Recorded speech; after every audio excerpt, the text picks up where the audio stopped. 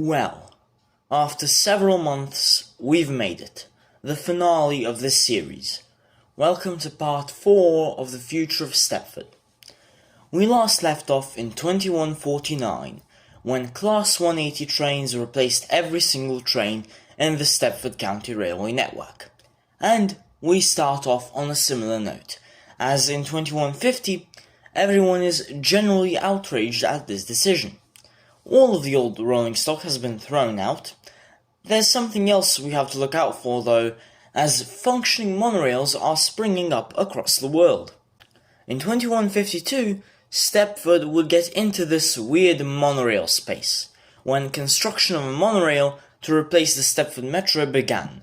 Essentially, the plan was every single part of the metro would become a monorail instead of a rail line.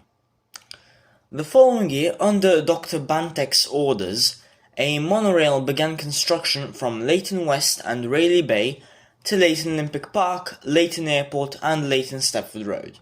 This monorail would be key for transportation in the Leighton area, which Dr. Bantek was very fond of. Some suspect this is because his headquarters used to be there. 1 year later, yet another monorail began construction, this time to replace the Greenslade line. No one knows why this was ordered, but hey, it was. This monorail would also replace the rapidly aging Morganstown Shuttle Bridge. Since it's 2155, let's check up on the rolling stock situation. And whoa, what the hell happened here? Firstly, Tramlink replaced all of its trams. This was expected as its fleet of Class 319s and Bombardier C4000s was very old by this point. Half of SCR's Class 180s are in maintenance, causing heavy delays and disruption on all lines, because the trains were horrendously unreliable previously, and I honestly wonder why Alstom even put them here. And Line 1 of the Stepford monorail is completed from Stepford Victoria to Stepford West End. Stepford's railways were quickly losing everything. Reliability, punctuality, comfort, everything was going out the window. In 2156, Line 2 of the Stepford monorail to Wharton Plaza and Willowfield was completed. Due to the lack of passengers, Metro and Express cut services back to Stepford Central, ending the Beachley Triangle's railway history. This railway triangle would soon be demolished and replaced with a mall. HS2 was also cut back to Stepford Central. The next year, in 2157, the Leighton monorail opened. Stepford's trains quickly stopped serving Leighton West, Leighton Olympic Park, Leighton Airport and all of the stations in between them. This basically marked Leighton Midlands for death, as their main customer base was now gone. In 2158, it was announced that flying cars would be coming to Stepford in the year 2161. This was a big hit for the railway network, but also a very sad day for tyre companies across Stepford. 1 year later, in 2159, the Greenslade monorail was completed, and rail services were cut back to Benton and Morganstown. The construction workers didn't even have to demolish the shuttle bridge, as it was closed in 2156, and then collapsed all by itself in 2157. In 2161, flying cars and flying taxis arrived in Stepford, something that this man was very happy about. Unfortunately, this resulted in a massive drop in train passenger counts.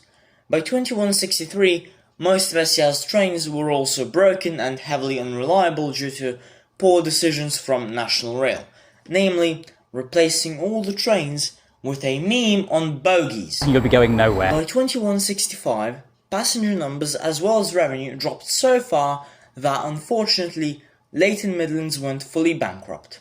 All of its, 5 functioning trains as well as routes got taken over by Connect.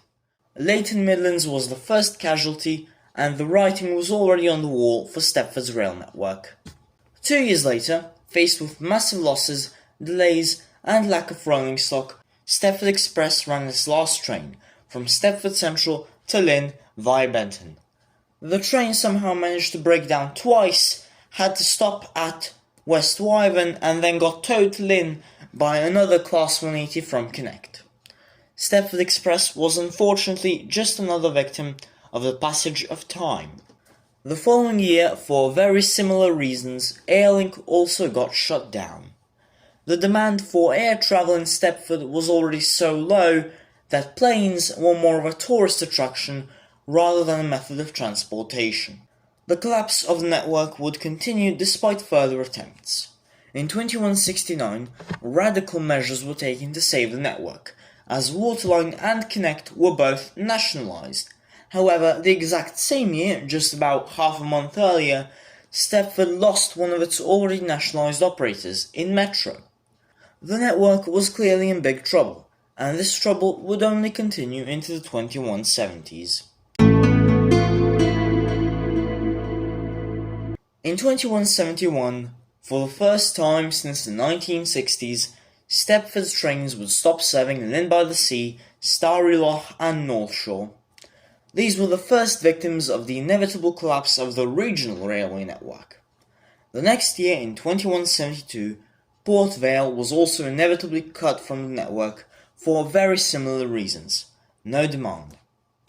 The network would not catch a break in 2173, as the northern part of Stepford Connect, HS1 and HS2 all cancelled services and ran their last trains. This was also the end of all high-speed rail in Stepford. There was no break to come in 2174 either, as Rayleigh Bay completely disappeared from the network, and unfortunately, the same year, the entirety of Tramlink went away all at once, and all of the trams were scrapped and burned. The next year, in 2175, the Estherfield line was also removed from the network. This line had also become very underused over the last few years, and their removal was no shock. A big casualty would come in 2176. 15 years since the introduction of flying cars, the Stepford International Airport unsurprisingly shut down, due to severe lack of demand. Frankly, I wonder how they survived for another 15 years, as Stepford already had cheaper and more efficient flying intercity buses by 2170. In 2178, the network would get even smaller, as Connect inevitably cut its services back to Edgemead, losing a lot of passengers, and cutting services from many stations, the most in history. This was inevitable in hindsight, as the entire network was nearing bankruptcy, especially Waterline. With the growing availability of cheap flying cars, Waterline was slowly losing ground year by year. Waterline inevitably went bankrupt in 2179, and its entire network was consolidated into Connect. Additional changes happened in the same year, with Winstree closing for the second time, its first closure being in 1927 when it was entirely demolished, and Connect also cutting its services back to Leighton Stepford Road, essentially killing the railway in Leighton City. The writing was not just on the wall, it was all over the wall. 2 years after Waterline went bankrupt, its entire network was essentially deleted, as Connect cut all of its services back to Benton. This move seemed inevitable, however something good would come out of this. When Connect was taking over the line from Waterline, it temporarily restored services on the Greenslade line. However, these would be closed as previously discussed, with all of Waterline's services in 2181. However, 2 years after this closure, the Greenslade Heritage Railway was established, running 2 Class ATX trains from Greenslade to Whitney Green. Now, I can hear you. You may be thinking, ATX trains, those aren't very old. Well, it's the 2180s.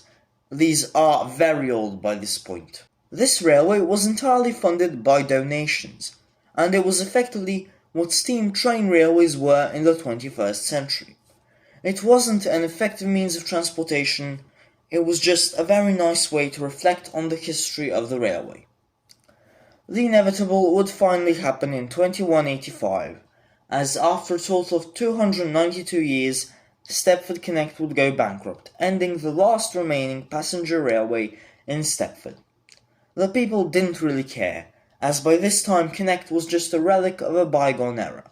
Most adults only remembered riding either the atrocious Class 80X trains or the even more atrocious Class 180s, and no one even remembered how this whole thing began, except for train nerds, but those are kinda weird.